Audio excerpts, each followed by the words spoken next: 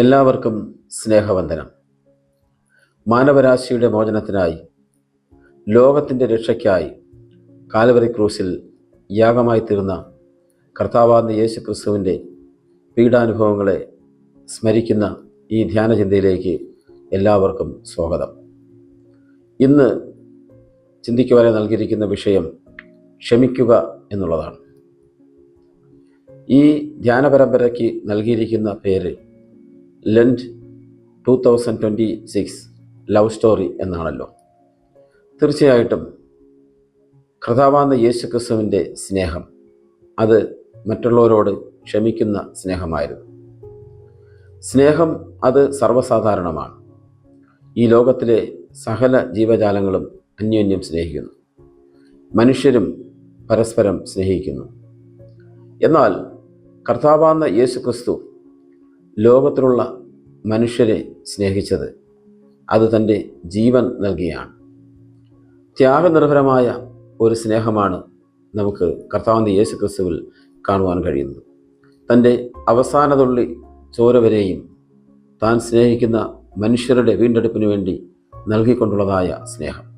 ആയതുകൊണ്ട് തന്നെയാണ് ഈ ധ്യാനചിന്തയിൽ നൽകിയിരിക്കുന്ന പേര് പോലെ തന്നെ അത് ഒരു പ്രണയകഥയായി മാറിയത്. ക്രിസ്തീയ ജീവിതത്തിൽ ക്ഷമിക്കുക എന്നുള്ളത് വളരെ പ്രാധാന്യമർഹിക്കുന്ന ഒരു കാര്യം തന്നെയാണ്. കർത്താവായ യേശു ക്രിസ്തു എല്ലാവരെയും ക്ഷമിക്കുവാൻ പഠിപ്പിച്ചു. ബൈബിളിൽ കർത്താവായ യേശു ക്രിസ്തു ക്ഷമിക്കുന്ന ഒരു ഭാഗം അത് അപ്പോസ്തലനായ പത്രോസിനോട് കാണിച്ച ക്ഷമയാണ്. അപ്പോസ്തലനായ പത്രോസ് കർത്താവിനോട് ചേർന്ന് നിന്ന ഒരു വ്യക്തിയാണ് എന്നറിയാമല്ലോ. എന്നാൽ ഒരു പ്രതിസന്ധി ഘട്ടം കടന്നു വന്നപ്പോൾ കർത്താവ് യേശു ക്രിസ്തുവിനെ തള്ളിപ്പറഞ്ഞു. എന്നാൽ കർത്താവ് ആ പത്രോസിനെ ഒരിക്കലും തള്ളിക്കളയുന്നില്ല. തൻ്റെ പുനരുദ്ധാനത്തിന് ശേഷം പത്രോസിൻ്റെ അരികിലേക്ക് കടന്നു വരുന്നു. അതിനുശേഷം കർത്താവ് പത്രോസിനോട് ചോദിക്കുന്നു, നീ എന്നെ സ്നേഹിക്കുന്നുവോ? അവിടെ പത്രോസിൽ നമുക്ക് കാണുവാൻ കഴിയുന്നത് പൂർണ്ണമായി കർത്താവിൻ്റെ കരങ്ങളിൽ സമർപ്പിക്കുന്ന ഒരു ശിഷ്യനെയാണ്. കർത്താവെ, ഞാൻ അങ്ങയെ സ്നേഹിക്കുന്നു എന്ന് പറയുന്നു. മാത്രവുമല്ല അവിടെ ഒരു ഏറ്റുപറച്ചിൽ കാണുകയാണ്. കർത്താവെ, നീ സകലതും അറിയുന്നുവല്ലോ. അപ്പോൾ തന്നോട് തെറ്റ് ചെയ്ത, തന്നെ തള്ളിപ്പറഞ്ഞതായ പത്രോസിനെ കർത്താവ് ഒരിക്കലും തള്ളിക്കളയുന്നില്ല.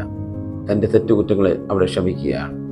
തൻ്റെ ജീവിതത്തിൽ വന്നുപോയതായ എല്ലാ തെറ്റുകളെയും ക്ഷമിച്ചുകൊണ്ട് ദൗത്യത്തിൽ വീണ്ടും പുനഃസ്ഥാപിക്കപ്പെടുന്ന ഒരവസ്ഥയാണ് നമുക്കിവിടെ കാണാൻ കഴിയുന്നത്. തുടർന്ന് പത്രോസിൻ്റെ ജീവിതത്തിൽ തൻ്റെ ശുശ്രൂഷ ഏറ്റവും ശക്തിപ്പെടുകയും ഒരു പുതുക്കം പ്രാപിക്കലിൻ്റെതായ ഒരനുഭവമാണ് പിന്നെ പത്രോസിൻ്റെ ചരിത്രം പഠിക്കുമ്പോൾ നമുക്ക് മനസ്സിലാക്കുവാനായിട്ട് കഴിയുന്നത്. വേദപുസ്തകത്തിലുടനീളം കർത്താവായ യേശു ക്രിസ്തു മറ്റുള്ളവരോടുമായി സംസാരിക്കുമ്പോൾ അതുപോലെ തന്നെ മറ്റുള്ളവരോട് ചെയ്തതായ സകല തെറ്റുകളും ക്ഷമിക്കുന്നതായിട്ടാണ് നമുക്ക് കാണുവാൻ കഴിയുന്നത്. സഖായിയോട് കർത്താവ് ക്ഷമിച്ചു. പാപിനിയായ സ്ത്രീയോട് കർത്താവ് ക്ഷമിച്ചു. മാത്രവുമല്ല, താൻ അതികഠിനമായ മാനസിക വ്യഥ അനുഭവിക്കുമ്പോഴും തൻ്റെ ശരീരത്തിൽ ഏറ്റതായ ആ പീഡനങ്ങൾ, ക്രൂശിക്കപ്പെട്ട സാഹചര്യം, ഈ അവസ്ഥകളിലെല്ലാം കർത്താവ് മറ്റുള്ളവരോട് ക്ഷമിക്കുന്ന ഒരനുഭവമാണ് കാണുന്നത്. ആയതുകൊണ്ട് ഈ ലെൻഡ് കാലയളവിൽ നാം കർത്താവിൻ്റെ സഹനത്തെക്കുറിച്ച് ധ്യാനിക്കുമ്പോൾ, കർത്താവിൻ്റെ പീഡാനുഭവങ്ങളെ നാം സ്മരിക്കുമ്പോൾ നമ്മുടെ ജീവിതത്തിൽ ക്ഷമ എപ്രകാരമാണ്? നമുക്ക് മറ്റുള്ളവരോട് ക്ഷമിക്കുവാനായിട്ട് കഴിയുന്നുണ്ടോ?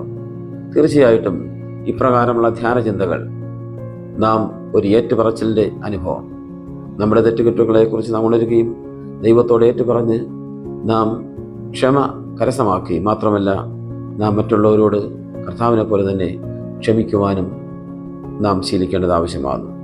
അതുപോലെ തന്നെ ശരിയായ ഒരു മാനസാന്തര അനുഭവം ഈ കാലയളവിൽ നാം പ്രാപിക്കേണ്ടത് ആവശ്യമാകും.